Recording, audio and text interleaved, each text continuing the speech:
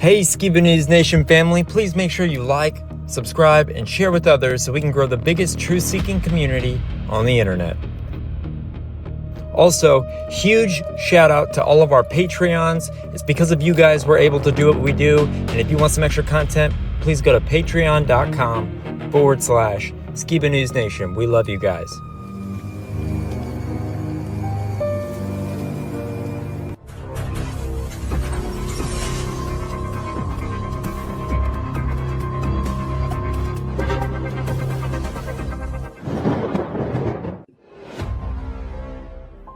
Welcome to Skiba News Nation, bringing you unfiltered views, news, interviews, discussions, and more. And now, here's your host, Jeremiah Skiba, award-winning musician and son of Rob Skiba. With the son of the legendary Rob Skiba. Jeremiah Skiba, what's up? With my great and insightful co-host, Mr. Jake Grant. Dude, someone should do conspiracy news. It would be 10 times better than what you see on television. It's like I don't even want to wake up.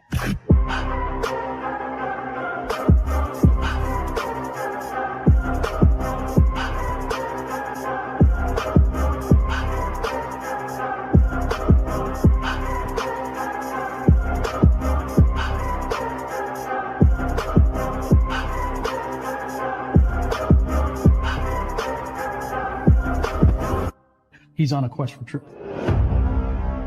Hey, Skiba News Nation family. Welcome to episode 163 of Skiba News Nation. I'm your host, Jeremiah Skiba, my co-host, Jake Grant. And today we have a super epic episode for you guys today. So, Jake, how are you? I know you were just down here for the honoring of OPA, and I appreciate you being here within 24 hours. And it meant so much to me and Lindsay. So thank you and Sierra and your little one walking around chasing our cats. It was fun.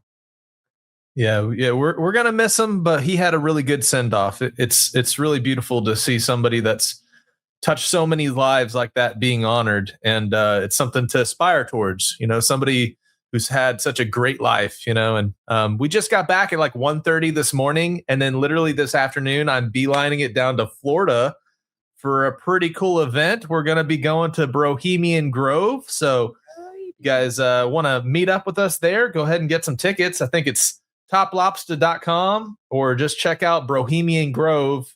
And it'll be Brogrove, I think. Brogrove.com. Yeah, I think BohemianGrove.com was bought out by somebody else, right? Right.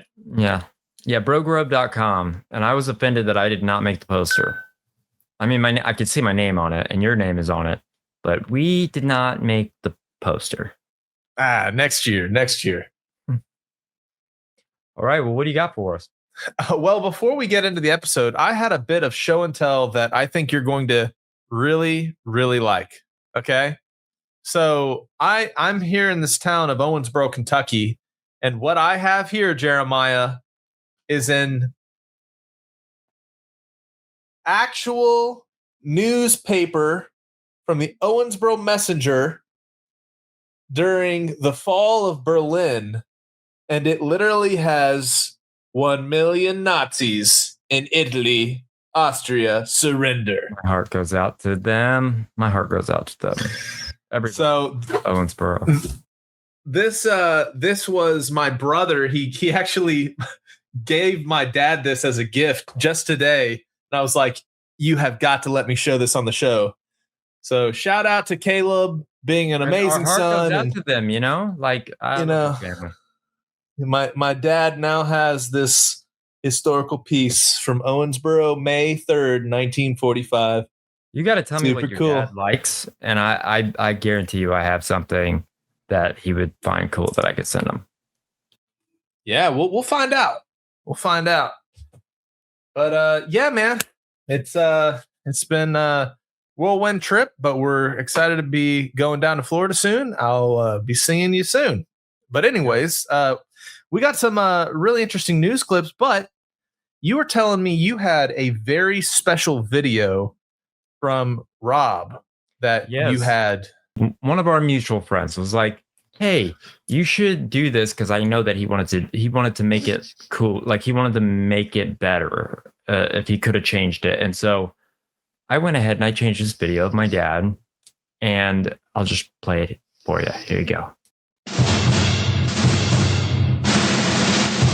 My name is Rob Skiba, and this is the story of how I was shaped for ministry. That was one above and beyond.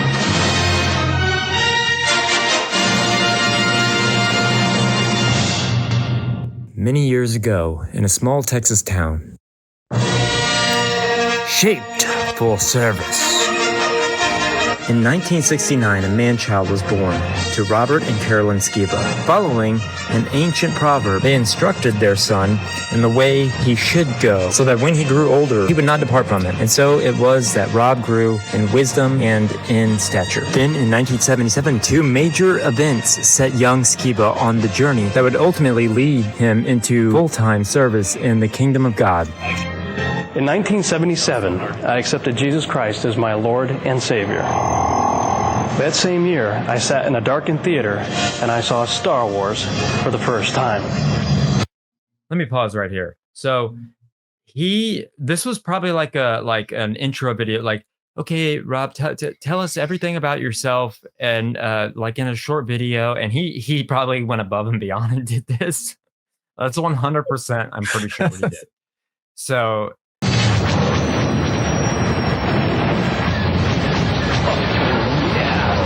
And after seeing it 12 more times in the theater the first year it came out, I knew exactly what I wanted to do for the rest of my life.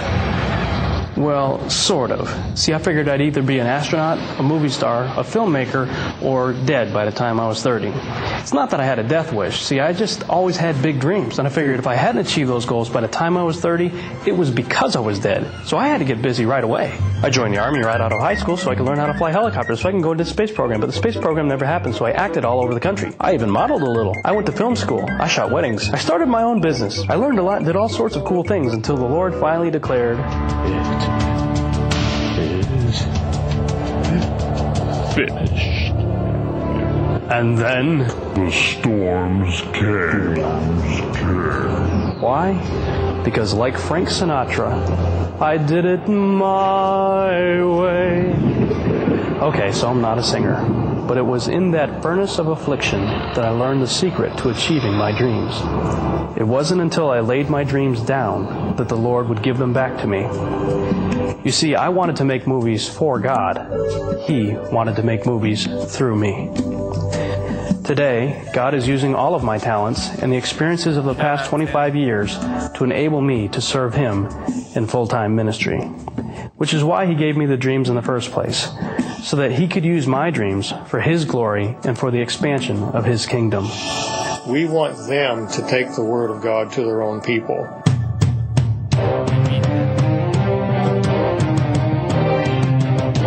Now I work for an international missions organization, and it's my job to tell the story of foreign mission fields all around the world through video and multimedia.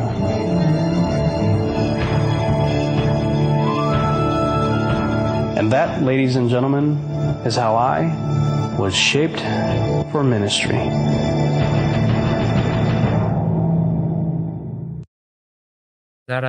So yeah, I'm sure it was just like please introduce yourself, Mr. Skiba. And he was like, okay. And he just made it as over the top as possible, which is something that I would do. I mean, if I'm being honest, he was just one of a kind. And the legacy lives forever. I love that. That is so cool, man. I remember when I came down in 2020, he showed me the original version of that video. He was like, yeah, I was doing missionary work, videography, right? And I always thought it was cool because I was a missionary kid, and he was like the guy that would show up and like film like people like my family. Like I did that. I was like, oh, that's super sweet. And you're right. He took like any opportunity and just went, because it was like his business card in a way. Like every person who he'd show that video to could have in the future supported one of his projects. So it's pretty awesome how just talented he was. So my next thing that I'm going to do with it is make it not 780p. I want to like high definition it, but I don't know how to do that. So if anybody out there knows how to do that and wants to help me with that, hit us up. Yeah. I think you should be able to do some upscaling with Grok. I know that's definitely a thing. Yeah, I have to look into that. I only know Grok can do 10 seconds, but I don't know if it could do any more, at least for me. I don't know. I'll figure it out. Awesome, man. All right. Well, you ready to get into some interesting stories this week? I'd love to. Let's do it. All right.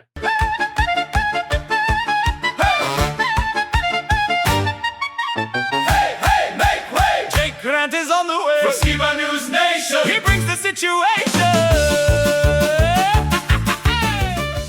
Okay, so recently we've heard a lot of news reports of Ukrainians droning and bombing locations in Russia. And to kind of combat the propaganda and the negative press that creates, we have this recent video, which is showing the other side of that equation, which is a Ukrainian man who is running for safety as a Russian drone chases him in this marketplace.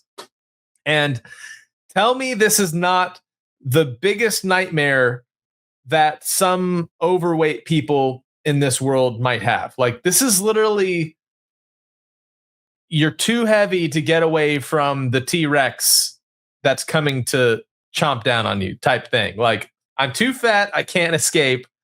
Oh gosh, I'm going to die. What do I do? And it's just, so this is the man, and you can see him circling the vehicle, and the drone spots him, and so he starts trying to duck it. He's like, okay, I'm going to go around the circle. I'm going to go around. Oh. He lived, right? He survived. So I would not show you guys a snuff video. Now, of course, YouTube algorithm, the guy lived. Okay, it's just a video for entertainment purposes only, but very funny. The longer version of this video, where he's just circling, it's like he's so, this guy's so winded. He's like, man, this is how I got out of the draft by this big belly, and now it's going to cost me my life. Yeah. And it's interesting because the way this is being publicized in the mainstream media is that, this is proof of acts of terrorism and breaking the rules of engagement type thing, because a drone operator is obviously targeting a civilian. But it's interesting that this comes on the heels of a recent attack that happened at a lake in Russia, killing numerous civilians in Russian civilians, and also numerous attacks that are happening on Russian infrastructure, like big warehouses that house food and other kind of like necessities for civilization. So let's just say the rules of engagement are starting to drop, and this can be very concerning, because once people lose that respect for human life, and it just becomes, we hate you because you're on the other side of a line, and we're going to kill you just because you're on the other side of the line. It's a very dark world. It reminds me of how some of these AI data centers are draining the water reserves and lakes and stuff.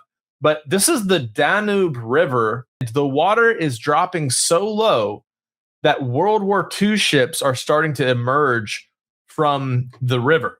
What we're seeing here is possibly either drought, or it's showing that this water is going somewhere. And yeah. But anyways, fascinating. Make of it what you will. We've been talking so much about AI, end times, and the apocalypse and stuff. This is a video of somebody who is pretending that they time traveled to witness the Antichrist in his, I guess, ultimate form or whatever. And it's pretty crazy. Check this out. I time traveled to see the Antichrist in his prime. We salute Israel, Messiah, the chosen of Israel, the chosen of humanity. You're not supposed to be here. guys. I time travel. So you can tell the sentiment there, but I do think it's interesting how people are starting to connect AI and the nation state of Israel. So you got the big AI robot overlord bots up here. I don't trust anybody who uses the colors of that flag in their logo. I'm just saying, I'm not, just it's a broad statement. You know what I mean? There's definitely like a lot of videos that have been coming out from this guy.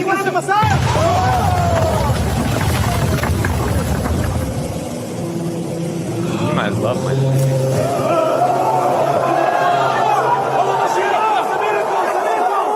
He's the Messiah. I mean, they're friends of the show, but not these kind.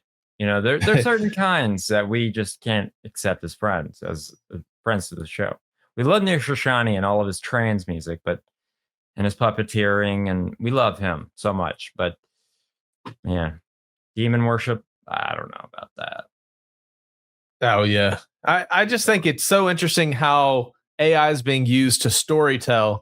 When you were a kid, did you ever get scarred watching those Left Behind movies? Yes. Yeah. I remember desperately going around the grocery store corner thinking that my parents had been, evaporated into heaven and I was left behind. I remember that fear and dread because I saw the show when I was far too young. Turns out, Timothy LaHaye and that theology and doctrine around the rapture is really a skewed version of how biblically it actually should be interpreted. There's a lot of opinions out there, but I will say because of AI, you could probably make a pretty kick-ass end times movie, just like this guy is kind of demonstrating with some of these clips. Yep, that's for sure. We're going to show this next clip because it goes straight into some comments that I'm going to show in a video with Ron Paul.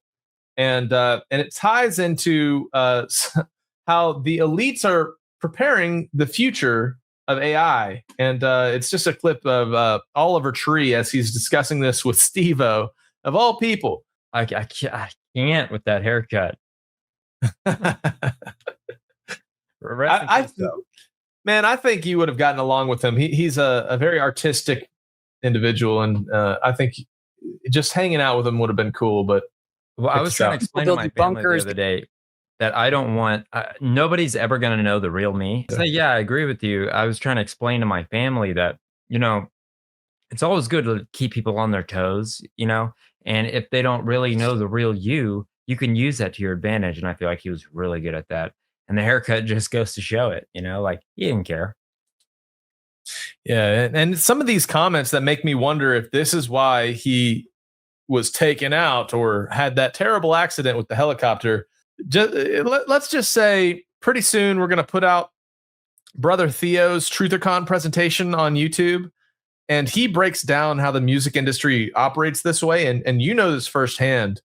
But could this be some of the comments that got Oliver Tree taken out? It'll feed straight into some of our other clips. Check this out. Building bunkers, people who make the top AI programming. Zuckerberg has taken a lot of Hawaii and building underground massive bunkers. And there's people building fucking rocket ships so that they can leave Earth for when that revolt could potentially happen. And there's so much fear, and especially when you talk to this 2 billionaires about this, because they're shooken up. Everyone loves to see a CEO fall, a billionaire's life collapse. Like that's the internet's the constant theme right now. Is like every week there's a new CEO that's like getting brought down because they want to see people collapse and be at their level. Because a lot of people are suffering and struggling. We all are, but there's a need for that equaling of the playing field. And when you get to CEOs and billionaires, like people do not give a fuck. Like they want them to see you go. Look at that hot Luigi did. Oh yeah. A few people have mentioned the 2027 theory. Are you familiar with this? Yeah. It's this kind of same idea where basically when we reach ASI, which is artificial superintelligence, that's around 2027 is kind of the estimate. It could be a year after that. It could be a year before, but that's kind of the ballpark.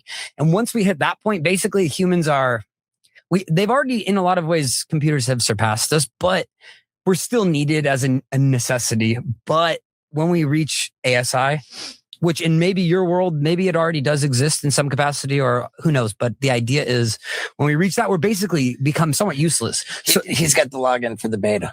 Yeah, he's got the beta ASI, and we're going to try to get our hands on it after this. But one thing he brought up that was really crazy is like, there's a lot of people building bunkers, people who made the. Okay, so, obviously we've been covering a lot of AI recently.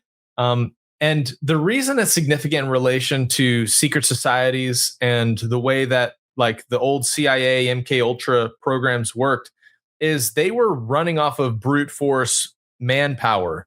They're going to hand these systems of manipulation propaganda over to the AGI, and the artificial intelligence is going to be the thing that's pumping out bots. They're already doing it under YouTube videos. They're doing it. There's whole channels and influencers that are all pure AI, and they're going to be utilizing these MK Ultra techniques that we're about to listen to in the way that they implement this advanced technology. So, see, I could talk about it now and I give credit to Helen really, because Helen she Keller was able to get information out of my father that he probably wouldn't have given up to us. But different Helen. Throughout our years with my father would often, because one of the hospitals he was associated with was St. Vincent's. So this is Neil Gumpel, and he's revealing his father's involvement with some of the MK Ultra CIA infamous secret program. The one in Manhattan, the one in Westchester was a psychiatric hospital. So he was the head physician there. And back then, the psychiatric hospitals, very questionable stuff that they did there. And my father would, on occasion, begin to talk about Army things or experimental stuff. But then when you pushed a little bit, he'd shut you down. So Helen noticed that. And my father was crazy about Helen. So when they had time alone and talking, Helen asked him, what is your involvement with did you ever work for the Army? He goes, well, there's programs, and Helen knows about MK Ultra, so did I. So we're playing a little bit dumb. He said, well, there's obviously testing they do on, you need people for tests, and they come in and the Army uses people for mind control things. And she says, well, where do they get these young men from? He goes, well, they're no good. He said, they're no good. And I was in the other room with this one. So I heard it and Helen heard it.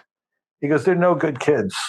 And she goes, well, what do you mean? Well, we take them from the psychiatric hospital, drug problems or home, whatever. And if they didn't straighten out, we'd send them off to the Army. She goes, oh, to join the Army? He goes, well, not really. You just sort of, they put them to use in a program we had going out in New York.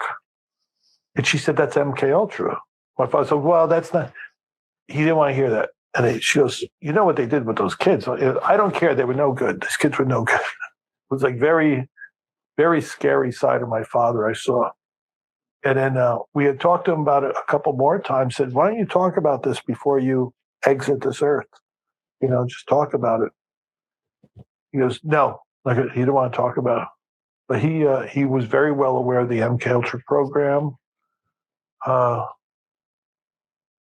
And that was a scary thing. He actually took us out there once. We were in Montauk. My father said, we're going to take a walk around the lighthouse.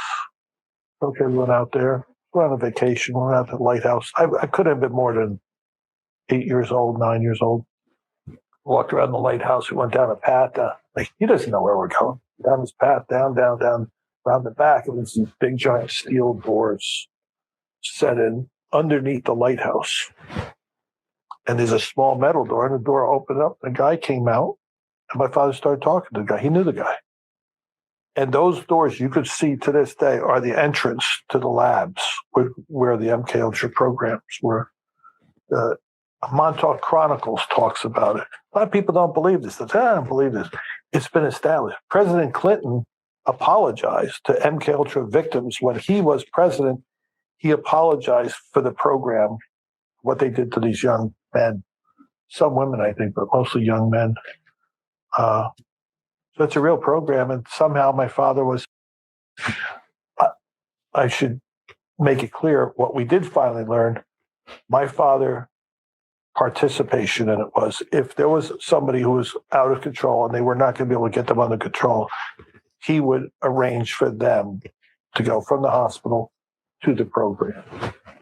That was his involvement. I remember Helen specifically saying, so you sent them off?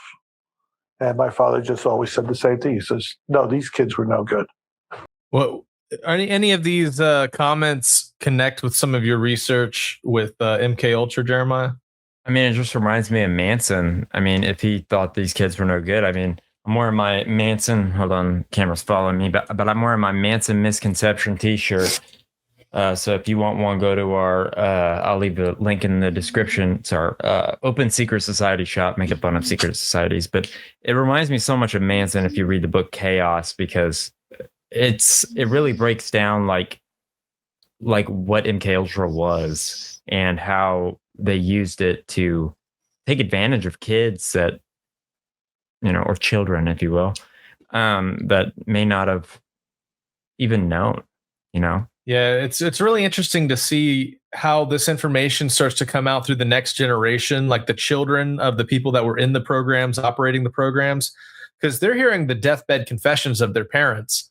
And it's the reason I showed that Oliver Tree clip before this is some of the comments Oliver Tree has made was regarding his paternity, his family being connected with these tech gurus and crypto and all these kind of different well-to-do, high upper class connected people that have influenced the world in a great way. And so it makes me wonder, is the difference between Oliver Tree and this guy, both having fathers involved with these programs, these technologies, all these different things. The difference is Oliver Tree had his own platform. He had a big voice. And the moment he starts getting out of line, he could use that platform to expose even further the things that they're trying to conceal that they're wanting to do today. Mm-hmm. Well put. Well, this goes straight into this very interesting clip. And I said this is all a lead up to a video interview of Ron Paul. And he talks about the coup that's happened and why we haven't had a true nation since basically the 60s.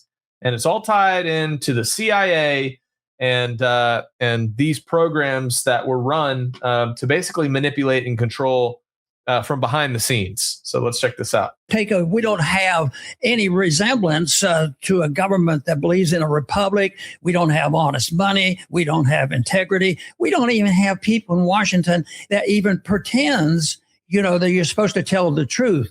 Remember just recently there was a congressperson that won, and he won by putting on his resume just a bunch of lies. and the other ones got hysterical. The other congressman is telling lies like this. And I got to thinking, well, how many of these people that were complaining about this guy telling lies, how many of them lied when they raised their hand up and swore to uphold the Constitution? Now, that's a lie that really has consequences. Actually, you could probably make fun and make a little joke because his jokes weren't, everybody knew he was fibbing, but the real lies are being told, and that is our big problem. But I do believe there has been a coup, and it's been taken over. And if I want to just put the date in my mind, and anybody could pick probably any date in the last 100 years. But I have picked November 22nd, 1963. What happened on that day? That was the day Kennedy was murdered by our government. Wow. By the CIA. Yep. And at the time, I remember matter of fact, Kennedy was killed in Dallas, but he landed at Kelly Air Force Base, and I was the flight surgeon there the day before, and I was aware of this trip. So this was a big a big thing. And those early years, which we talked about a lot, especially the first year or two. Oh, Oswald did it. And then, the person they talk about most is Allen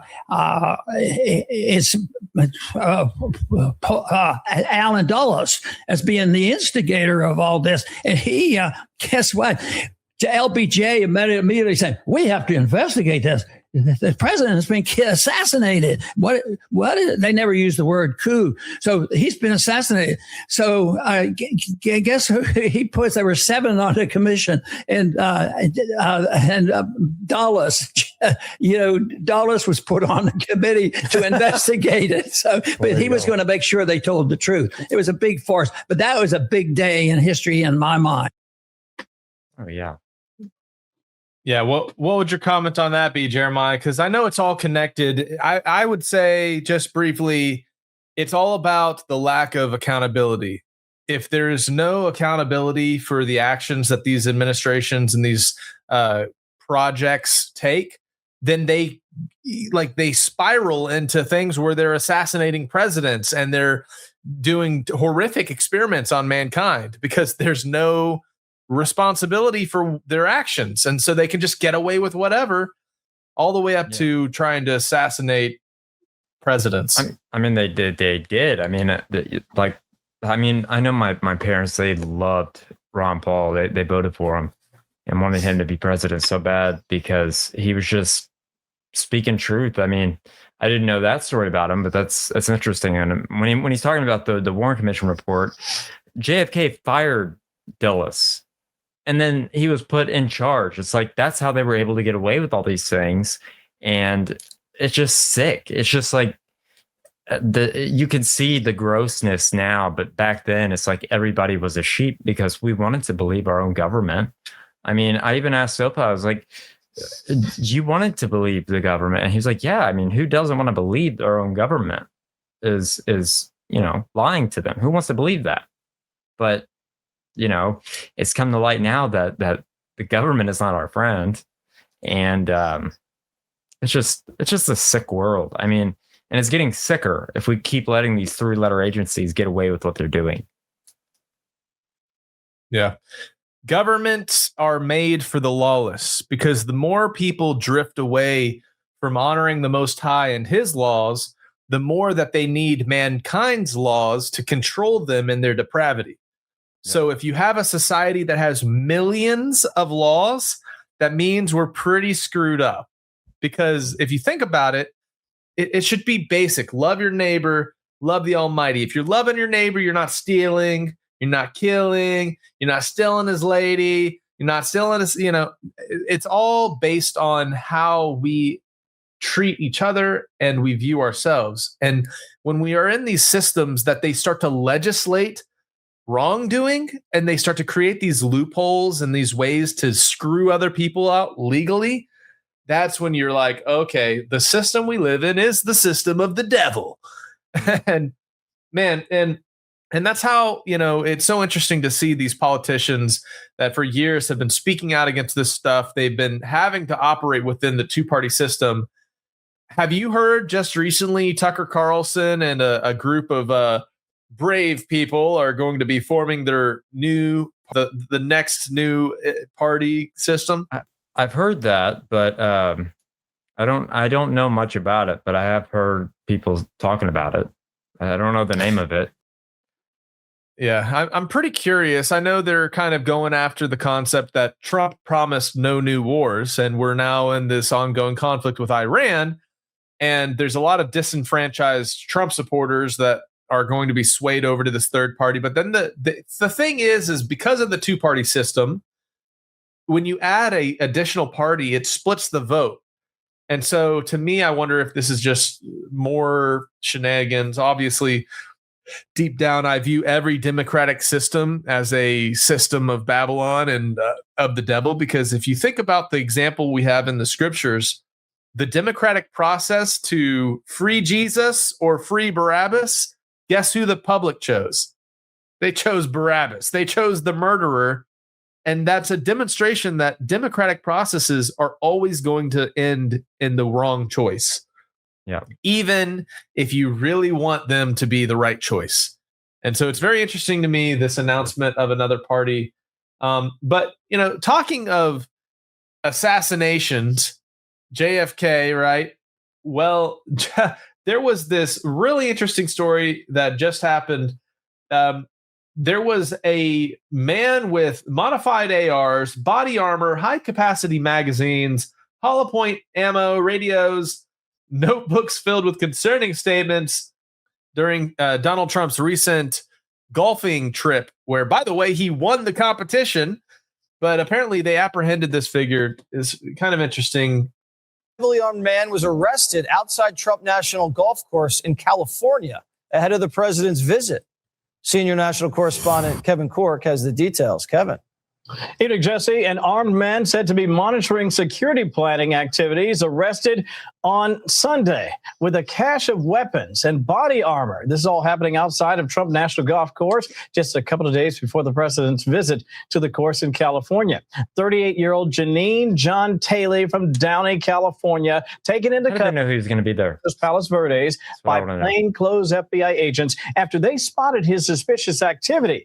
Now, agents observed Taylor walking through the golf course grounds, taking photos and videos, appearing to monitor security planning activities. They also found him with an illegally modified AR platform rifle, a couple of radio signal devices, a 1911 body armor, high-capacity mags, hollow point ammo, and multiple notebooks containing, quote, concerning statements. Taylor's vehicle was also searched, and deputies say they recovered a loaded pistol with a chambered round in the car, along with more ammunition. Now, Taylor also had a prior run-in with law enforcement, a robbery charge out of El Segundo. As you know, the president is in Southern California to headline an RNC fundraising dinner. This would be yet another disturbing activity that could have potentially been a plot to assassinate the president. We've seen this, unfortunately, all too many times, Jesse. I'm glad we got him. Thank you so much. Yep. You bet. How do these people know where Trump is going to be? How do they know? How do they know these things? Like, I couldn't even find that out. Could you find that out? Would you even know where to look? They're feds. Yeah, it's very interesting how informed these would-be assassins. If this guy even was an assassin and he's not just a heavily armed guy that's just constantly waiting for it all to hit the fan, you know what I mean? Which totally could be the case, but it is a little suspicious. And I'm sure he's just like checking the box of all of Trump's favorite golfing locations. He's just making sure Trump is doing what Israel says. Check, check, check. He's just checking it. Oh, man. Just checking. Mm-hmm. Well, last week, I briefly mentioned this interesting story of how a SpaceX rocket was on its course to hit the moon on today's date. Actually, we're recording this Wednesday. Allegedly, the space rocket debris has slammed into the moon. It's a piece of a SpaceX rocket believed to have crashed more than 5,000 miles per hour, leaving a new crater. And apparently the rocket was launched in January 2025 and has been drifting in space ever since. NASA says the impact poses no danger to Earth. I'm just curious, like, how long until these SpaceX rockets and these Starlink satellites start crashing down to Earth, leaving impact craters in like major metropolitan cities and stuff? You know what I mean? Yep. Well, with the thousands and thousands of satellites that allegedly are being launched into space and these SpaceX data centers that they're trying to put up there, it reminds me of a passage in the book of Revelation that talks about these stones that are cast down to earth that have like they're like 60 pounds or like they're like hundreds of pounds. And I'm like, what if there's a correlation with Space Force, some kind of space war, and these objects that are allegedly being lofted above our heads, crashing down violently into populated cities? But here's the rocket slammed into the moon at more than 5,000 miles per hour. The rocket had initially launched in January of 2025 and has been drifting through space ever since. NASA says the impact poses no danger to Earth, but could impact future missions. We'll be speaking with NASA Administrator Jared Isaacman, believed to have slammed into the moon at more. So, did they show it? That's the thing. They're announcing that this crashed into the moon, but there's no visual proof of it yet. At least I have not been able to find anybody with a big telescope filming that moment. That, like, I was literally begging people during our live stream. I was like, guys, if you have a big telescope and you can figure out when to point it at the moon, I'd like to see a new crater show up, because, you know, that to me, it's one of those things that should be observable, right? Yeah. That's just so. That is so. Yeah. Ridiculous. You would think they'd be filming it. I mean, they filmed exactly. When we went to the moon. It's like, what? Like, just you can't zoom in and show me that little puff of smoke, that little like blink, you know, little flash of light as it crashes. What happens that we can't do that? We can't send it back to Earth, so you just believe it, okay? Yeah. Everybody, just be mindful that the moon is definitely there, and we can shoot stuff at it. Let's just be mindful. Everybody, keep the Artemis mission in your mind. Just keep thinking about it. Keep thinking about it. Keep your thoughts to the stars and not down here. Don't worry. Little moon dust isn't going to hurt nobody. Well, there's been some pretty interesting stuff that's bringing to mind the situation that happened in California and in Maui during the wildfires. It's basically Maui all over again. Spokane, Washington is going up in flames after apparently rejecting a data center. And when you see some of the footage there, the fast-moving fires are tearing through neighborhoods, melting like metal poles and buildings, but leaving trees and greenery standing. It's the strangest sight. And this is the same stuff that we saw in patterns in Maui. So let's just see some of these fires and how this could be another burn back better thing like we saw during Biden's administration. What they just did in Spokane, Washington will make you sick to your stomach. So you guys should pass a policy that puts a ban on data centers in our county, because we have real problems.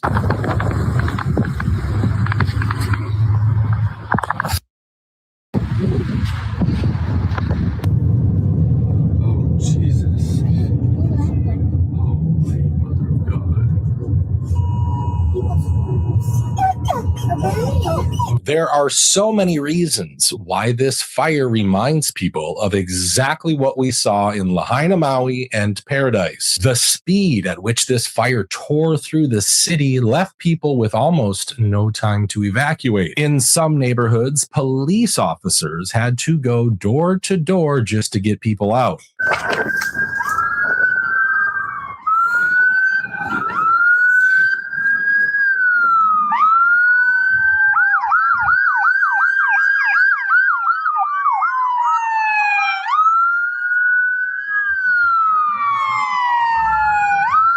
Get them. Go save some people, folks. Oh, man. Dude. Ground zero. Look, we got a homie right here asking someone to please get out. Hopefully they're out. That guy over there, too. Where are the fire trucks?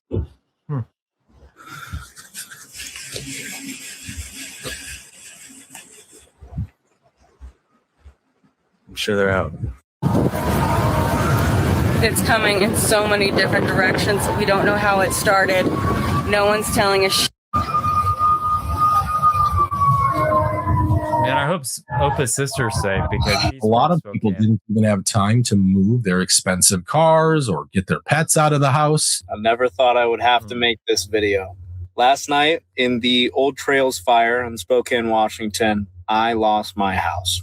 And not only did I lose my house, I lost my truck. And in the back, I lost my Camaro. My house is completely leveled. My neighbor has a first responder in his family, so that's how I got this video. No one's allowed in my neighborhood, but it's all gone. Yet people kept reporting that there were no firefighters on the scene even hours after the first homes started burning down. Well, that's our house right there. It's about to go down in flames. That's this one right here? Yep.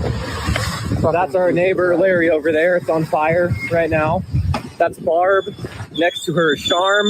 The one over from that is my childhood friend, Sam. It's all on fire, and there's not a single responder here. In her, brother. It's almost like no one cared that 600 homes had just turned to ash, leaving 60,000 people homeless within hours. And to top it all off, the fire itself seemed very strange. A lot of the trees on the properties are fine. Street signs were untouched, but the cars in the driveways are completely melted, and the homes themselves have just vanished, turned into piles of ash. I hear the train a-comin'. It's rolling around the bend. And I ain't seen the sunshine. Since I don't know where. I mean, like copyright. Huh? Look at these that guy's AI. trees.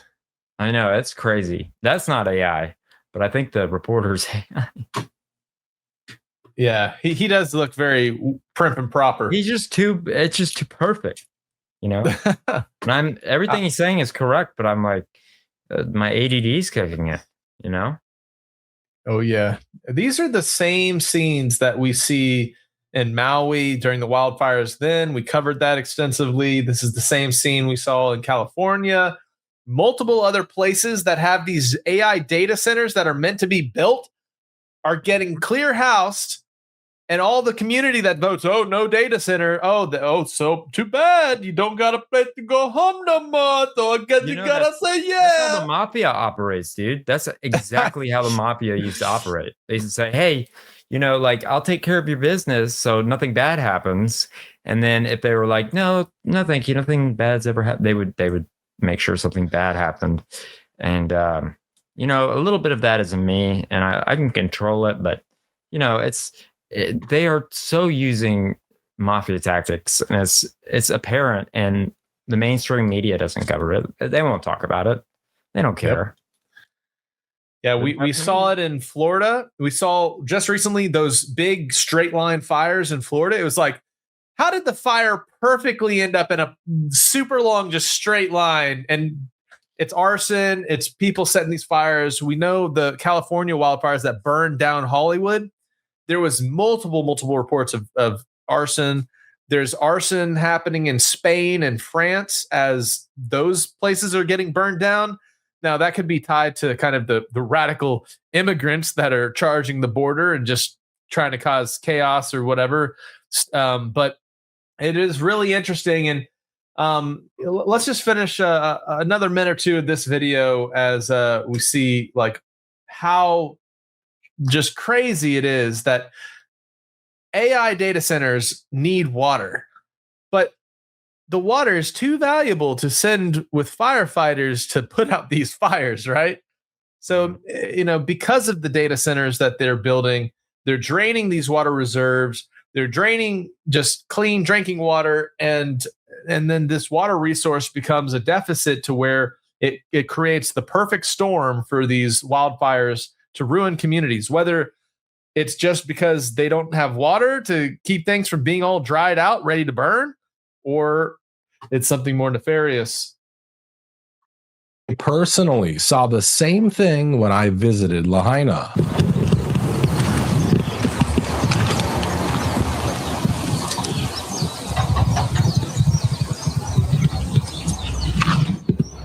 What I've noticed as I'm walking around here, my feet are sticking to the ground. It's like a tacky surface. Homes gone, cars melted, but somehow buildings with blue paint and a lot of the trees were still standing. All right, let's see if you can help answer this question. Why is everything completely turned into ash and dust? Yeah. Except for this blue house.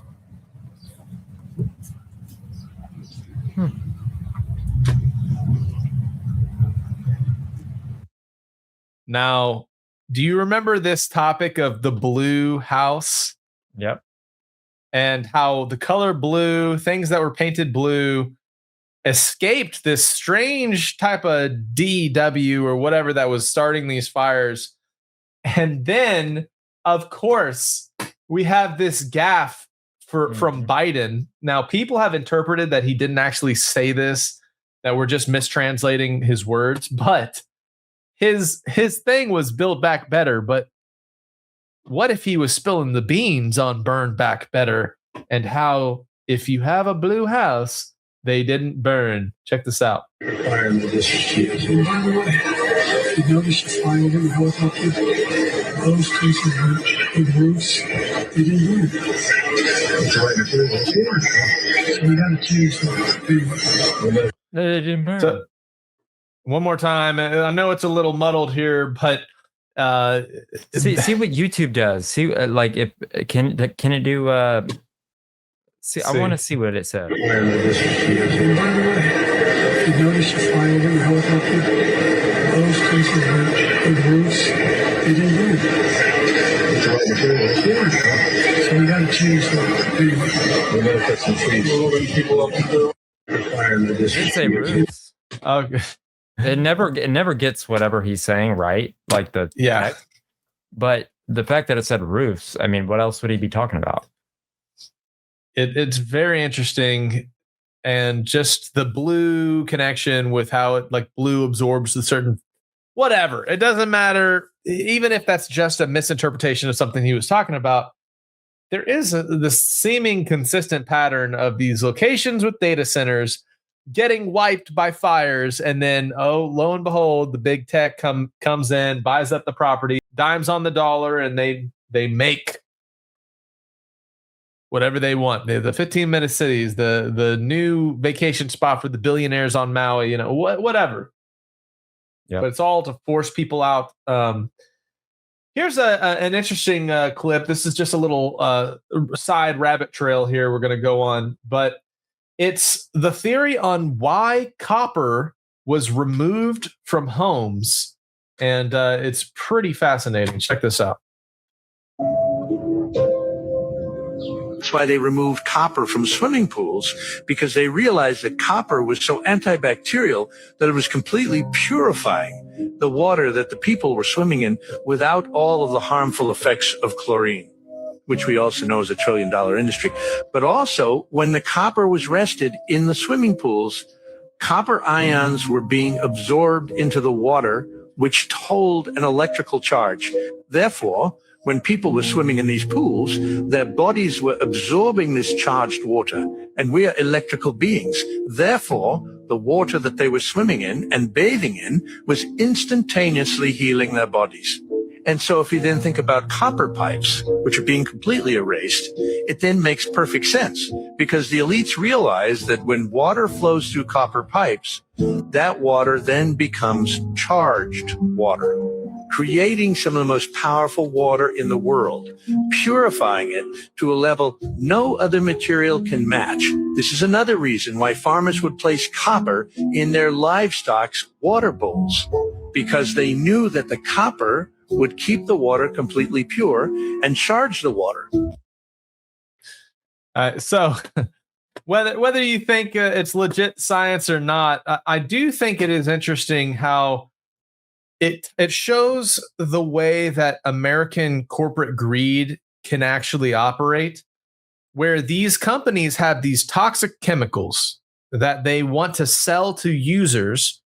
And it turns out that when you're running the water through these copper pipes, it's keeping the water fairly purified and clean, which hurts the bottom dollar of these chemical manufacturers or byproduct manufacturers that they want to sell to keep, to people to put into their water.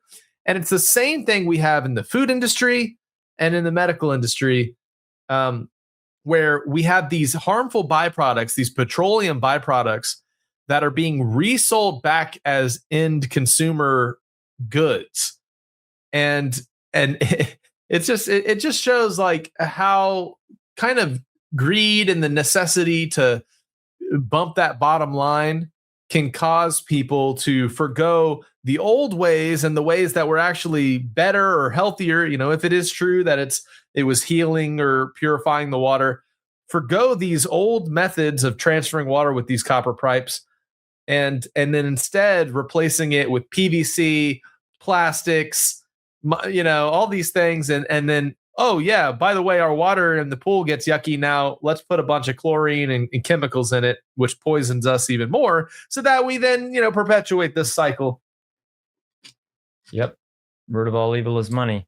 The love of money. That's right. Well, here's a little bit on to the immigrant crisis in Spain. There was a journalist, Nick Shirley, that apparently almost got stabbed. He was walking through the streets of Spain documenting the recent migrant crisis, and it didn't go so well. It was a pretty horrifying experience for him, I'm sure. Here's an Alex Jones report covering the topic. To the center of the town with the citizen vigilante Mancia. However, within minutes, we were chased out. So now people here to feel safe, they're walking around with their dogs because Muslims do not like dogs. Watch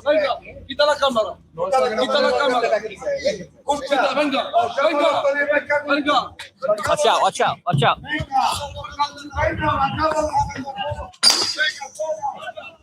Now we got people throwing stuff at us.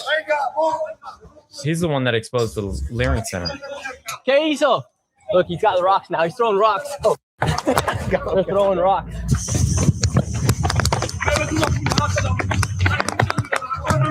No. Look, now we're getting chased. He has a knife. He has a knife. He got a knife. He's got it. Real time, uncensored, unstoppable. Early. I've been interviewing off and on since he exploded on the scene 3 years ago. Is incredible. He went over to North Africa, to the Spanish territories being attacked by the Muslims, and literally got chased by men with butcher knives screaming, Allah Akbar, we're going to kill you, in Arabic, and narrowly escaped with his life. They got pummeled with rocks, all because they were white. And that's how this works. And hundreds have been killed. We've shown you videos. Just if you're light complected, they just run up with a knife with precision and hit your carotid artery with it in one death blow, and then nothing's done. Try that. So this is Texas. What they've been brainwashed to be like. Of course, Morocco means the land of the Moor, and it's the Moors that conquered Spain for almost 700 years. It took 400 years to kick them out. And this is just the reality. And I raised the point of Spanish being on average dark because until the Moors took them over, it's just an example of it. The Moors were described in tapestries that the French and others did, basically looked like Nick Shirley. So that just gives you an example. They see somebody who looks like their ancient 1,000-year enemy, a white man, and it's time to kill. All right? It's time to. And Nick needs to be a lot more careful. He has one security guy. And this is just an example of where we are, that our very best people, when Nick was in town a month ago or so, I talked to him privately, and I got to talk about some on air. But he has like 3 crew members. One of them is his mother, and then one security guy. And he was telling me how much money he brings in. It's basically nothing.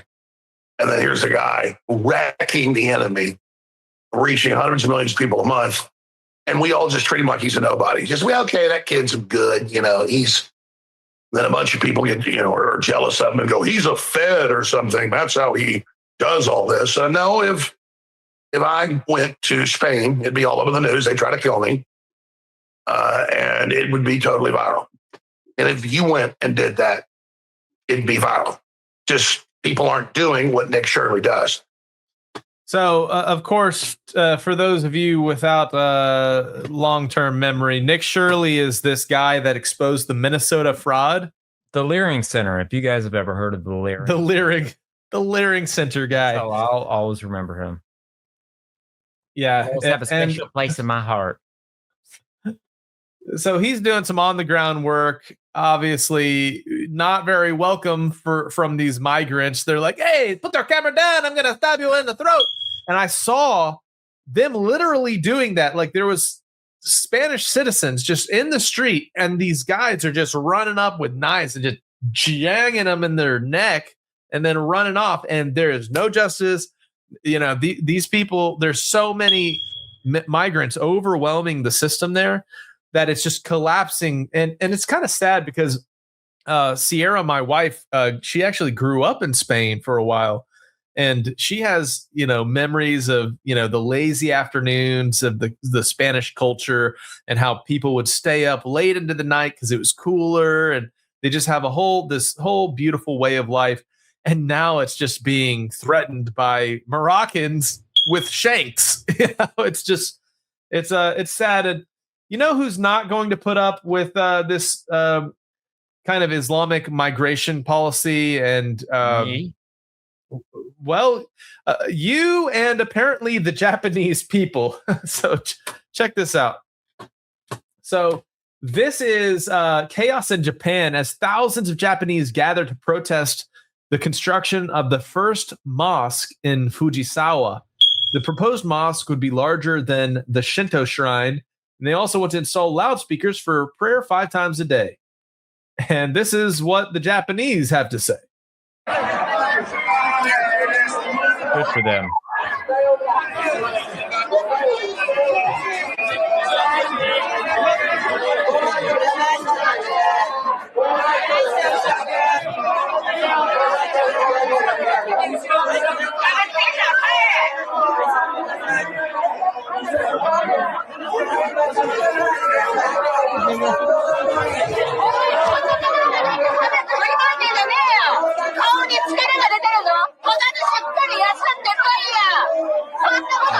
They got their blue hairs too. I guess.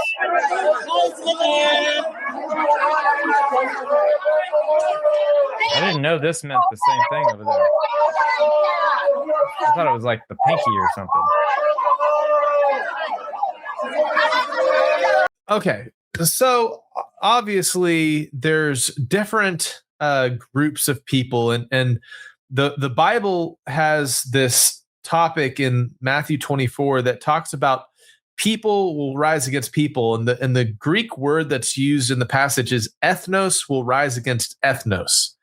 And it's exactly what we're seeing with these migrants. Literally, they have this long-standing ancestral anger towards people that look a certain way.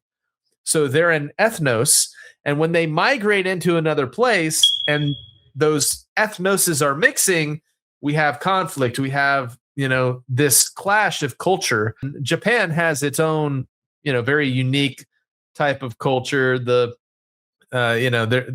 own kind of flavor there, and you can see some places are much more welcoming to a mixture of people groups than others. And I like how there was only one protester, and I love how I just played smoke alarm sound effects every time you said migrant, and you had no idea. So that was me, everybody, just to clarify. None of our things are beeping, but it's a funny migrant thing. They get it. I'm tone deaf to Jeremiah's smoke alarm. I need to get my hearing checked. Yeah, she verified. That's my excuse for why I can't hear her telling me to do stuff. Right. Sometimes I'm like, what? It's a frequency that's out of my range. But selective hearing too. Yeah. Let's just say the Prophet Muhammad, peace be upon him, probably does not condone the shanking of people in the neck. Although everybody should have freedom to have their mosque and their times of prayer, but apparently Japan is not open to that. Yep.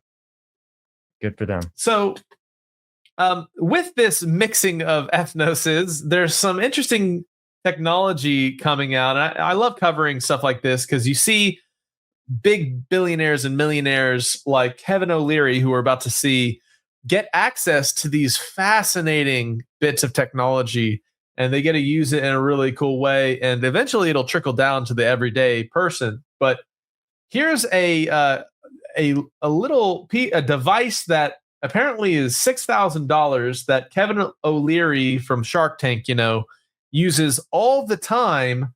And it's a earpiece that reads every message translates 5 languages, and lets him listen to conversations across the room. And this is really cool. It's kind of like, how meta glasses are enhancing us as mankind. And we talked about the Agenda 2045, the stuff that Rob did big presentations on, talking about transhumanism and how they're trying to enhance mankind to be, these more than human creatures. Well, this one's really cool. Check this out. This is an IFB, a Bluetooth IFB from a company called Starkey. I don't own any of Starkey. Why am I wearing this thing? This thing is connected to my phone. It reads to me every communication I'm getting. Even if it comes in a foreign language, it translates it into English for me. I've chosen 5 different languages because I'm doing business in the Middle East. You can use it for all kinds of purposes. If you've got a bum ear, you can use it as a hearing aid. But if I want to listen to the conversation over there, I can tune it to listen in over there. Now, these are not cheap, $6,000. But this thing has saved my hiney so many times when I travel and, or I'm doing something like on television. I've got the director in my ear. I'm on live TV and I'm getting my messages on all of my deals. And this ear, it's reading it to me. And I'm able to absorb that and be more productive. So the minute I get off air, I can call. Thank you, Damon. Thank you, Starkey. I mean, I'm not the only guy. I mean, a lot of the sharks are using these things now. And Damon brought them to us. Wow. I kind of, man. The black guy brought it to him. So that's pretty cool. Yeah, it's super sweet. Like it's like Inspector Gadget in real life, right? It's this advancement of technology that's just so amazing to be living during this time where people can literally go, and like have their ear canal zoomed in on somebody across the room, or have their meta glasses, speaking directly into their skull. What a time to be alive, man. Right. I mean, I'm going to bring my meta glasses to Bro Grove just in case. And you're going to have to wear them for me because, they're going to know something's up if I'm not wearing these. You'd be like, these are my new glasses, man. And if there's any weird stuff, Yeah, man, I'm down. We'll be there when this airs. Yeah. Shout out everybody watching live with us. They're really, really not as cool as you think.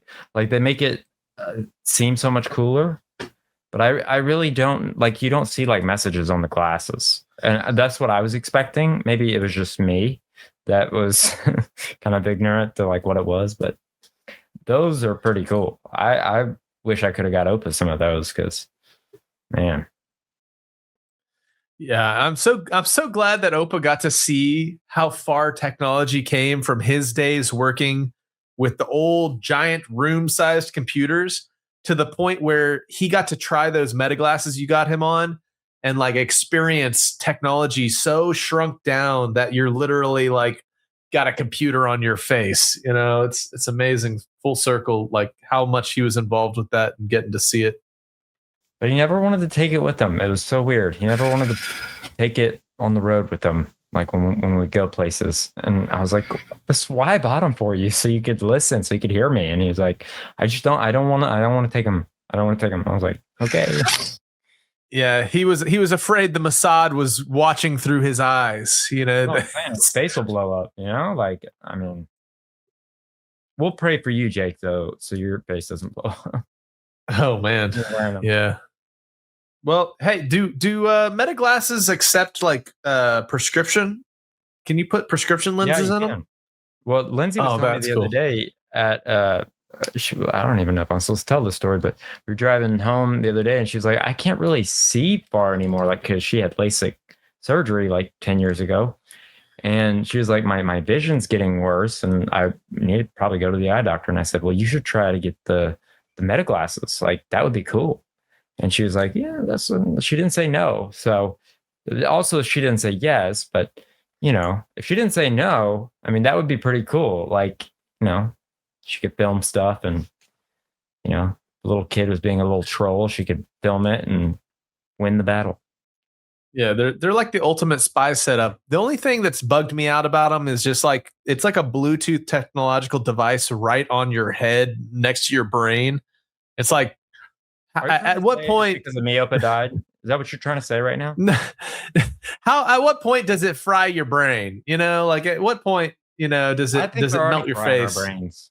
I mean, they're already frying our brains with the power lines and everything, dude. The NSA is using 6G to look at your genitals. Yeah, they're doing it right now with my Wi-Fi, and I'm glad.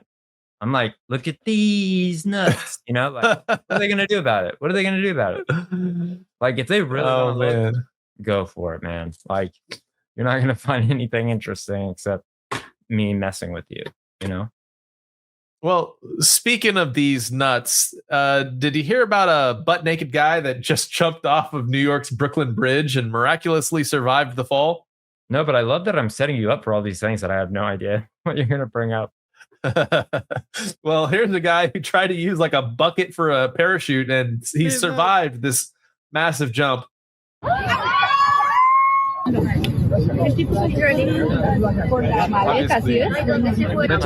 Mentally ill guy.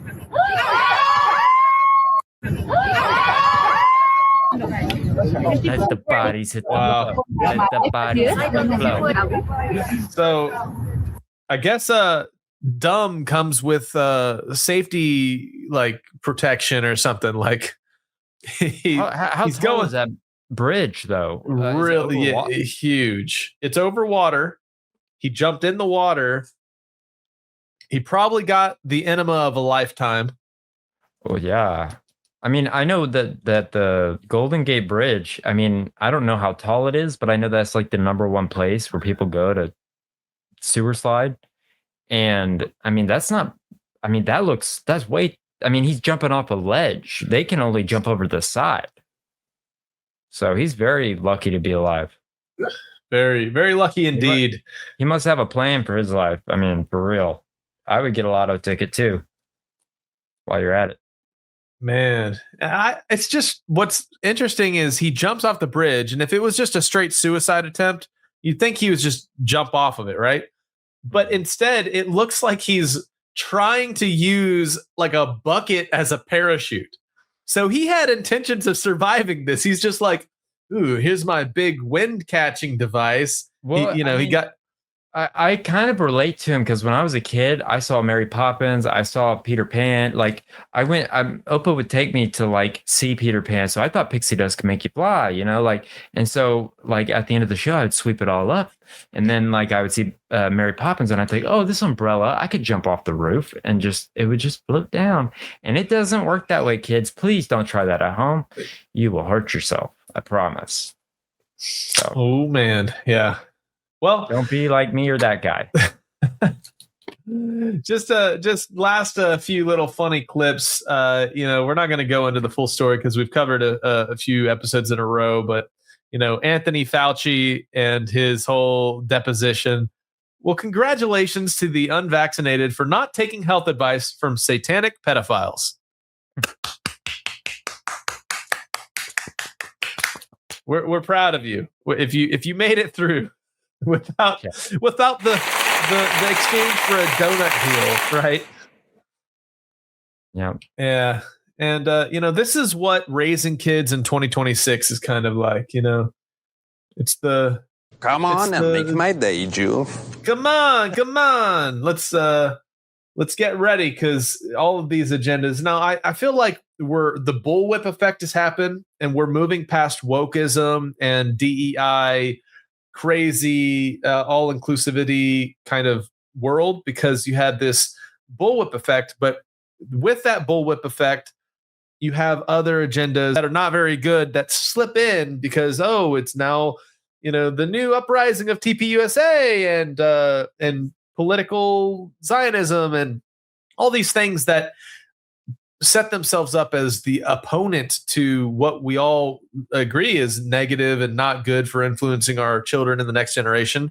But lo and behold, the thing you're being presented with is not good either. And so you got to be very questioning with how you're being directed with some of these modern propaganda things. Now, of course, I love talking about space sightings and alignments and stuff. I just want to tell people about some of these things that are coming up this month.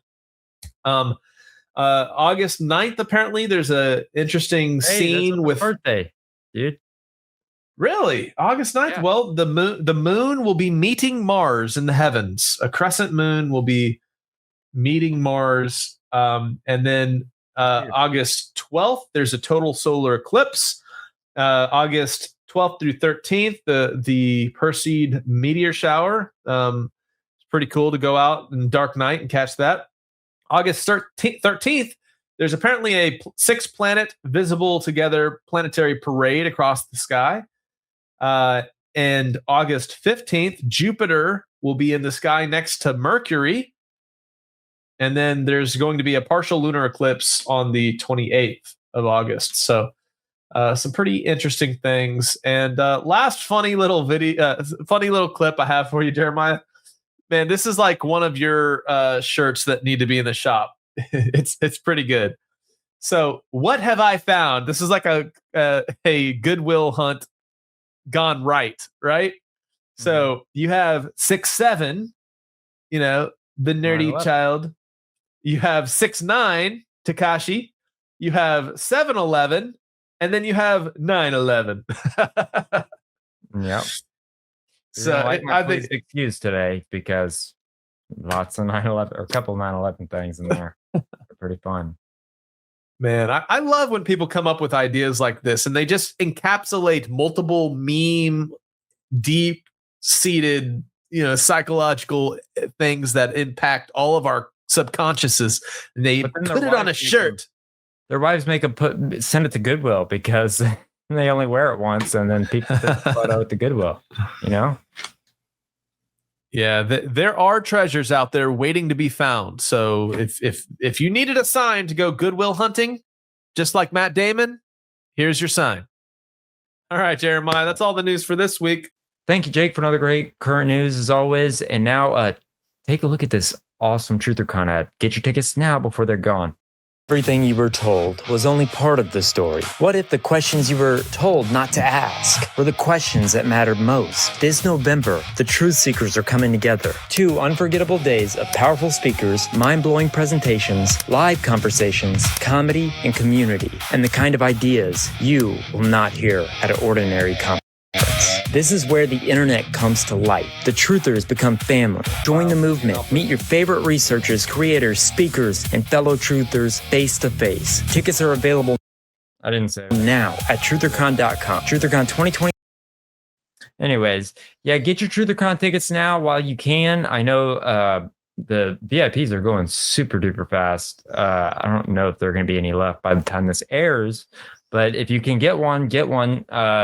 It's going to be epic. It's going to be amazing. It's going to be comedy. It's going to be Truth Seekers. It's going to be probably the greatest truther event. I would hope that's what we are building. We are aiming for to be the biggest and best truther convention in the nation, if not the flat world.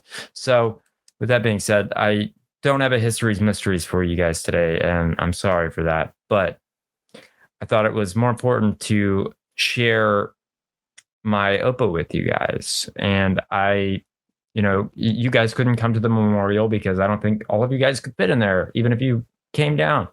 But I just want to say OPA was my best friend, and him and my mom were all I had growing up. Like, they were the only people in my family that tried to understand me. And if you're weird like me, you know what that's like to have that one person that kind of understands you, like that tries to get you. I mean, biological family doesn't even try to understand me. I mean, my mom and OPA were the only two. And that I just, he was my father figure for most of my life until Rob came around. And then even he was still, I mean, I had 2 great father figures, and I'm blessed that my dad left, my biological dad, and I'm grateful for that because, I got OPA and the great Rob Skiba, and I'm just so glad that I could share him with you guys, with everybody watching. He loved you guys like I haven't seen him love something like that in a long time. So just know that he had a story for everything. He was like what I say, the non-retarded Forrest Gump. I wanted him to so bad do a OPA'S Corner where he would just talk about his life and his experiences and things that he had saw, and living through so many different world changing events like JFK, or the shooting that happened, our most viewed video. Go back and watch that in honor of him, the Austin shooter. But yeah, I just wanted to my heart was telling me to tell you guys that he loved each and every one of you. Like, he may not have known you, but he loved you. So yeah. So here's a little video I put together, and I hope you guys enjoy it. My early childhood was a little bit rough. When I was 3 years old, my dad left me and my mom, and I was raised by a single mother who moved in with a saint, and his name is Opa, and he became my father figure. I would drive to every single one of my games, whether it was here or whether it was in Laredo, Texas, which is far, whether it was in, no matter where it was, he was driving out there, and I would always ride back with him, and not my teammates in college, but I was shown through how Opa raised me. S.C. Mickey Mouse. Mickey Mouse. Forever we will hold our banner high. Now it's time to say goodbye to all our family. M-I-C M-O-U-S-E Mickey Mouse. Mickey Mouse. Forever we will hold our banner high. That's too big? Are you too big? What a man truly is. How a man truly sticks to people he loves. He may not have any biological sons, but I am his son at the end of the day. At least that's how I see it. And the word legacy and the word loyalty are everything to me. I will forever be loyal to my family, to Opa, to anybody who I love. I couldn't ask for a better mother and a better father figure. She seems to like it. I know, she does. She likes it. It's a perfect little bag for the little nose. What do you think, Shelby? We're We're gonna need to make you a bag. We need to make her a Bag. bag.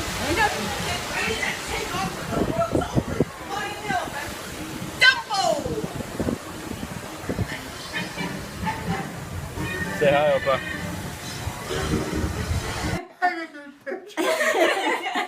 Okay, so we didn't get to see her. How was she? So she had a big smile, but like her mouth was closed, but then she had her eyes closed and it was resting, so it was kind of like this. Oh my god. To Opa. I've been told that Rob used to say that you were a saint, and I couldn't agree more. When Jeremiah needed a male role model and father figure in his life, you stepped in and raised him as your son. Taking him to baseball practice and countless trips to Disney parks, supporting his music and YouTube channels, you continue to remain a huge part in our lives, sharing your extraordinary life stories and always helping us with technical issues. Thank you for helping raise Jeremiah through adulthood with love, patience, and brilliance. You didn't have to, but you did. And we are forever grateful for your guidance and so happy that you're here with us this weekend. Yeah, we have something really, really sad because in one of the two new shows, Skiba News Nation, Opa is the older person from the show. He passed away like 2 days ago from Skiba News Nation that you hear every Wednesday on at 8 a.m. He apparently died in his sleep. And we wanted to honor him, and Annie was telling me, can we do that? Can you please talk about that on the show? And it's like, absolutely, It's another loss that we have to report, but it's the honor that we have with heavy hearts to announce his passing. Opa, his name was. And he was like a dad to Jeremiah Skiba, There you go. There's the picture in chat, or yes, it is. Yeah. Yes, R.I.P. Opa for sure. And you know what? The show is going to continue. Jeremiah and Jake are going to keep it going every Wednesday at 8 o'clock because that's what he would want. Right? And if I forgot anything, and you'll surely let me know in the chat. We need to keep moving. We had a speak pipe. Yes. From Liquid Bacons. Liquid Bacons, yes. Here we go. Hey, Canarians. This is Liquid Bacons. I just wanted to share news. It's not good news. Anyways, sorry. Okay. Well, anyways, you're all fans of Rob Skiba and Jeremiah Skiba and all that. But anyways, Skiba News Nation, they lost Opa. And if you know them, then you know and love Opa and all that. And so I just wanted to share the news and to go over and call the producers for Jeremiah and Lindsay Skiba and all their friends and family and Jake and all that. I just wanted to just let you guys know that they lost their Opa, and for everyone who Opa was dear to, sorry, I'm bad with words right now, but I just wanted to let the Canarium know to lift all the Skibas up for prayers and to send a little extra love to them and all that. So yeah, love you guys, and thanks for being awesome. Yeah, thank you, Liquid Bacons. Yeah, man, do you have a producer jingle ready? I do, yeah. Producers, assemble!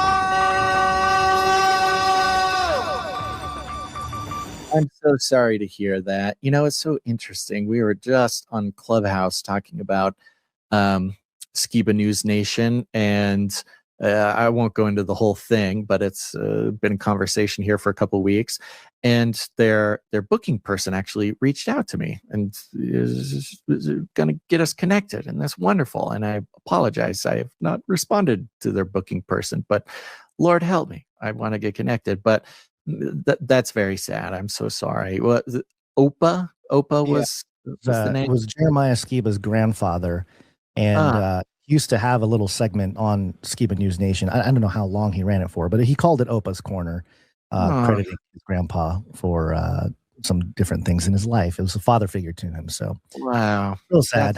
That's a bummer, man. I wish my grandpa was on this show. That's cool, man. I'm so sorry to hear that. To the whole Skiba family, God bless you guys. And to all the Canarians here listening now, let's go give some love to the Skiba News Nation folks. And yeah, goodness gracious, just we'll pray for God's comfort and strength on the whole family, because that's always doesn't matter how or when or who. That's just always such a tough part of this life that God has orchestrated for us here. So we'll be praying for the whole Skiba clan over there. God bless you guys. Yeah, it's a bummer. Goodbye.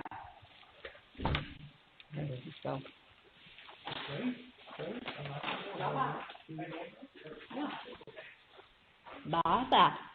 Bye-bye. I don't know how it like it allows you. You're having sometimes you can talk. Yeah, guys, it was so hard losing him, and I wasn't going to talk about this publicly, but I figured, what the heck. I was looking through his phone yesterday because he had a pacemaker, and it would always, tell him like if it were to go off or whatever. And I looked at it and it said the battery was full. And then the last time it went off was a month before he passed. And it just doesn't make any sense to me. Like, I think the Most High took him to be with my mom, with, my dad, just in a better place with his parents. And, I know he got really mad at me one time because he didn't know that getting the surgery that he got, he would be on a ventilator for a short while. And luckily we had a friend at the hospital who was like, he knew the show, he knew Opa, and he was going to make sure that he got off that ventilator as soon as possible. So shout out Michael if you're watching. You're awesome, dude. And Opa liked you too. Opa loved you too.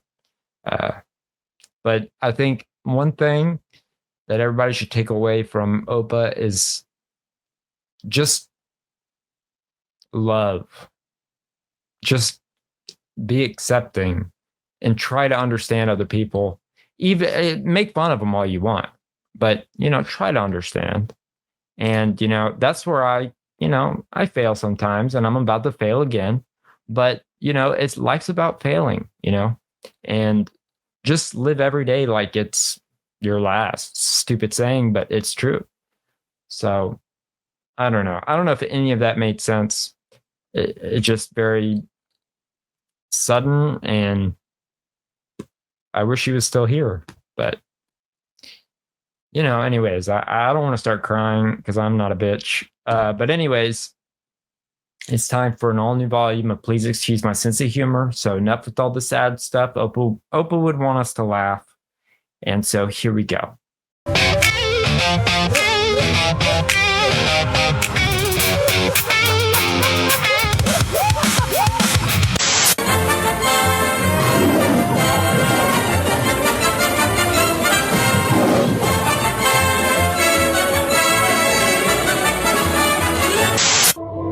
I was told by a genetic engineer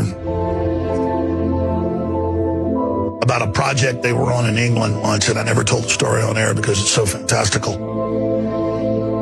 Oh, God. They had in tanks people with gills, and they were little babies, and they were in there just gulping, clawing at the sides. You see a turtle at the zoo, and it wants out, and you feel for it. They got humanoids crossed with fish and stuff. I mean, weird.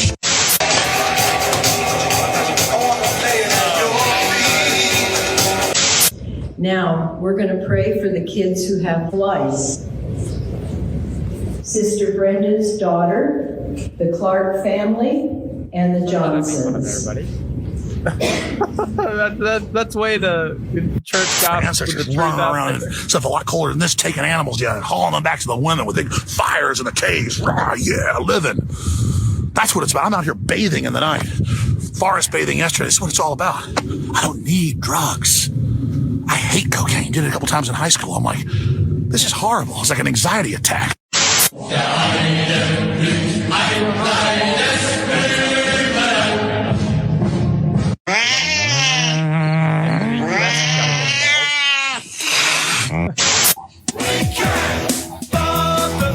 Stop, man. I can't fix this. It's all gone. It's all fucking gone. Turn the cameras off, man.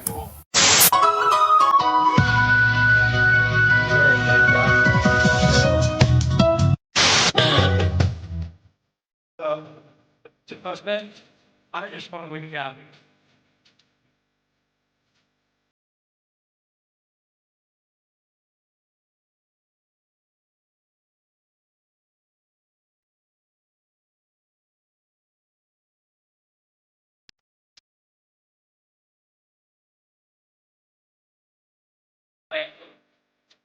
A good cameo.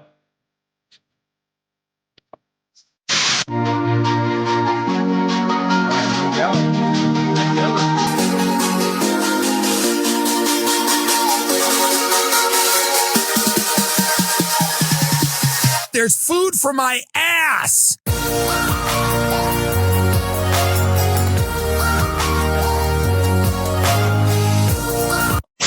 And I've seen Bill Gates say in that little yuppie voice, and then what we need to do is, a little giggling about killing us. The giggling about killing us at TED conference, where he said, if you, wise old Nellies that rule us. What do you think about that? And everybody's like, oh, yeah.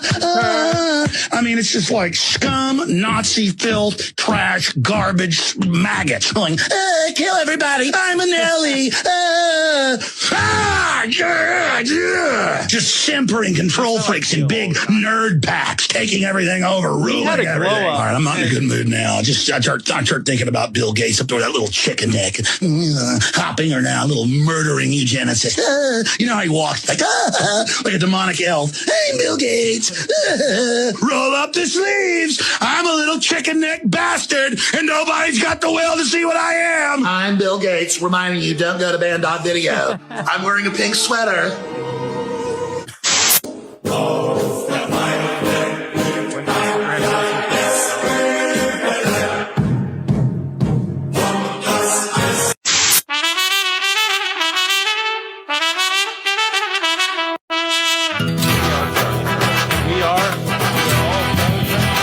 You guys are worshiping one Jew. That's a mistake. You should be worshiping every single one of us because we all die for your sins every single day. This one made my day. And then I saw her face. This is a person, if you're listening, in a Shrek costume, facing a donkey. What? Today. This looks like it's in Russia. If I saw that in real life, I would be like, oh my God. Literally, when they are doing the exact thing that will create real mass anti-Semitism by labeling the unpopular collapsing New World Order government and saying it's run by Jews and they're the ones doing it. Labeling Jew on everything. So that's the clip that everybody uses. But what he's saying is true. They label everything anti-Semitic, and after this, please excuse. I might be labeled one, but I don't care because some of the stuff that they are doing is so wrong. Just like we should be worshiping every Jew. Like, what does that even mean? Every topic. Hey, we shouldn't have human smuggling. That's anti-Semitic. Hey, we shouldn't have fentanyl coming to us. That's anti-Semitic. Hey, I think there's some election fraud. Anti-Semitic. Hey, I'm against this war. Anti-Semitic. Hey, I'm against it. I mean, folks. I have made it clear to the Israeli leadership that I do not support their expansionist ideas. The indigenous people of that land have rights that cannot be ignored. We must find a fair solution, not one dictated by any single group.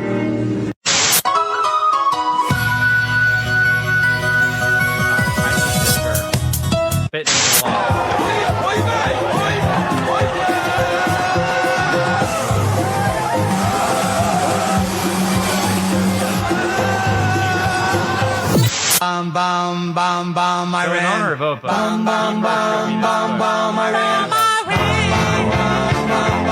ran. Once again, I keep making the same mistake, trusting Jews, being kind to fat people, giving black people the benefit of the doubt. Why? Why am I...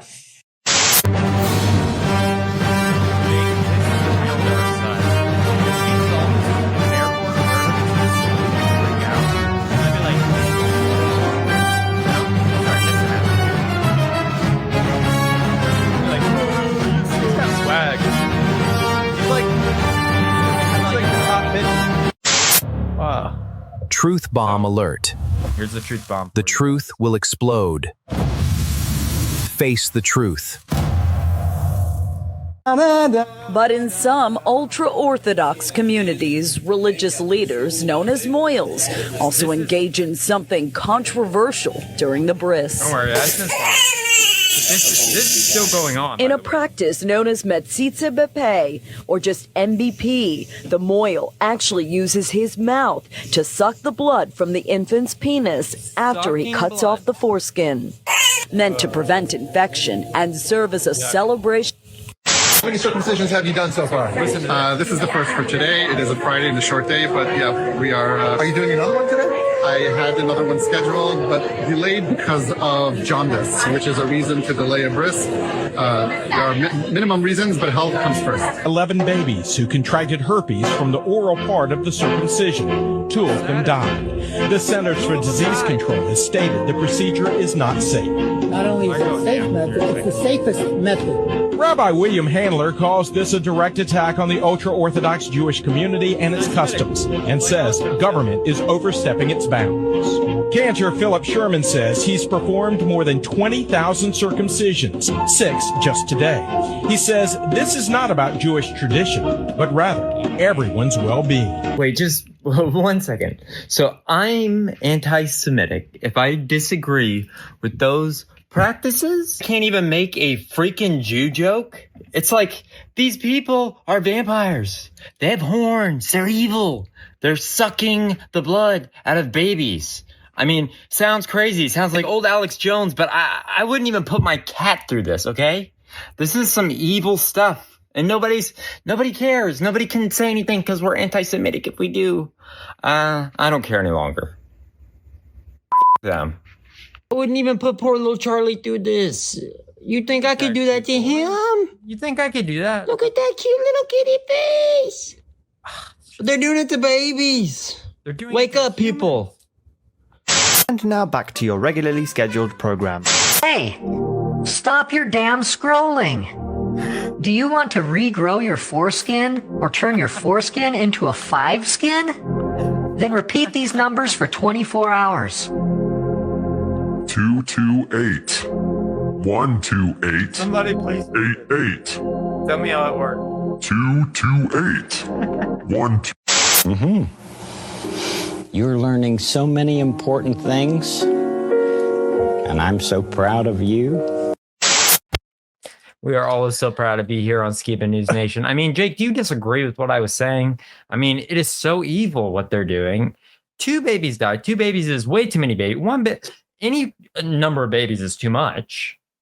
And these little babies are getting STDs. I mean, like, that is horrific. Or dying. And they're still doing it. They don't care. They don't care what you think. They don't care what, but you're anti-Semitic if you disagree with it, right? It's like, okay, then I'll be anti-Semitic. Okay.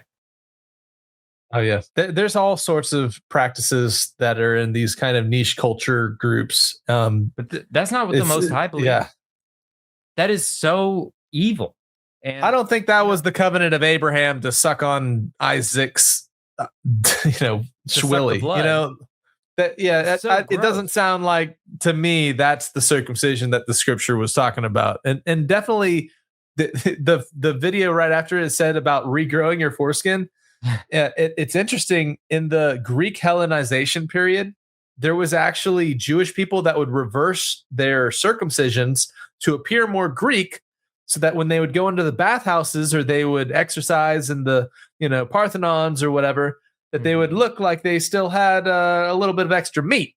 And so that's why the rabbis would then create a even more extreme form of circumcision, which was a much more extensive, like 100% removal versus the 10% that the Most High said you need to do for Passover.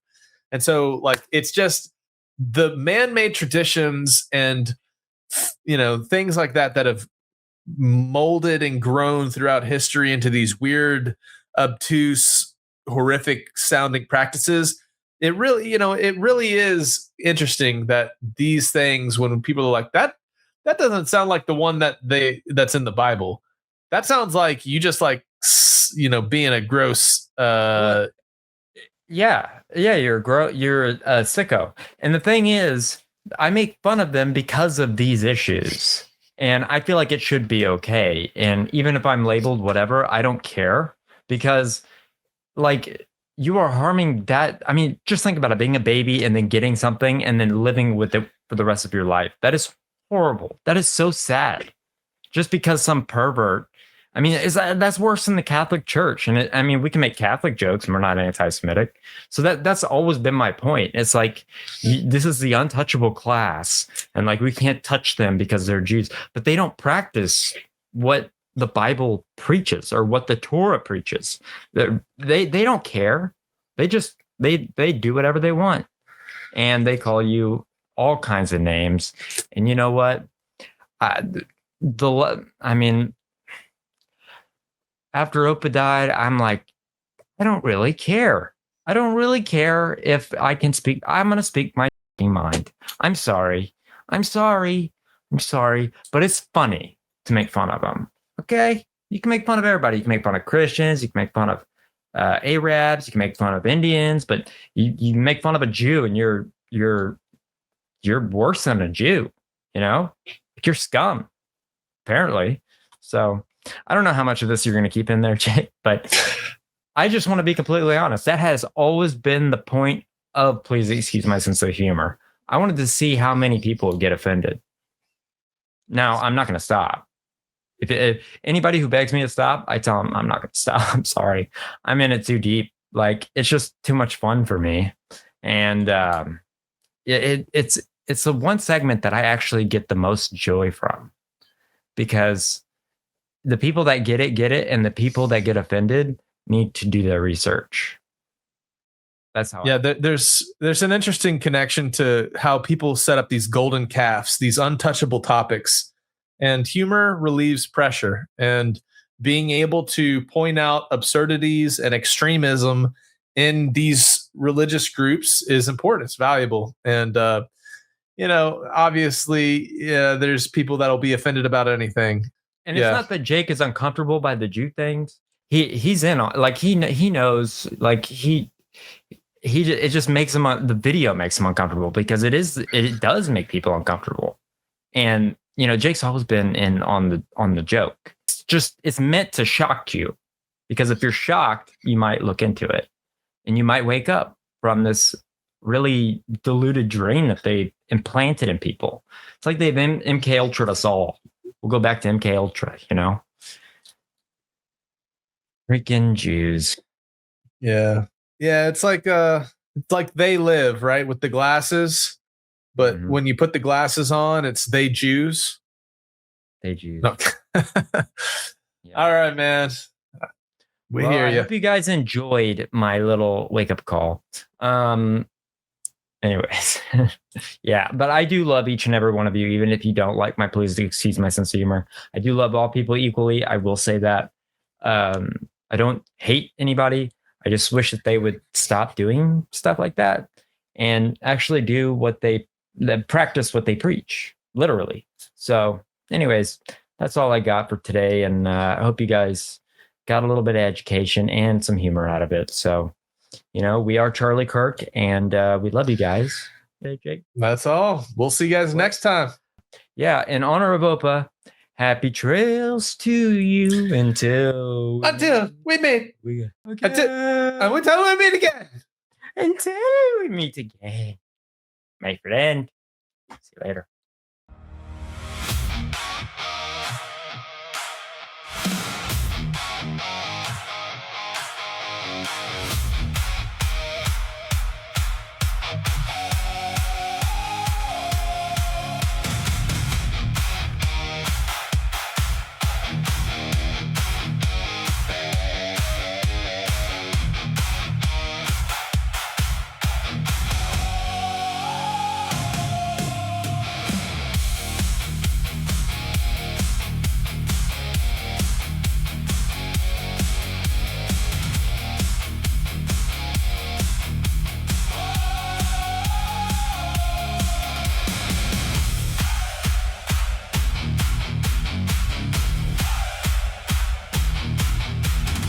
And a special comedy night with the headliner, Sam Tripoli.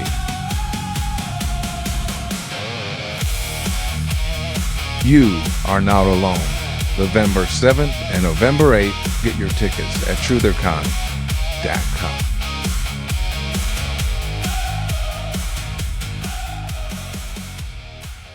Like what we do here on Skiba News Nation, please like and subscribe. And also share with others so we can grow the biggest truth-seeking community on the internet. Huge shout out to all of our Patreons out there. If you like bonus content, you want some extra Skiba News Nation stuff, please go to patreon.com/Skiba News Nation.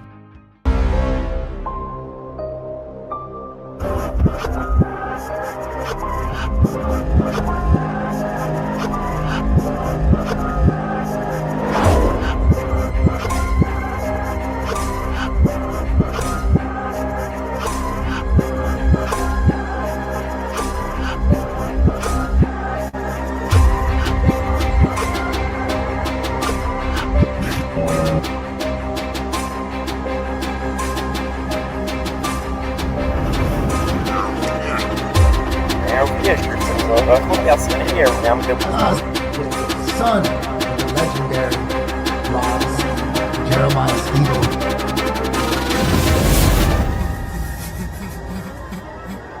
It's like they don't even want to wake up.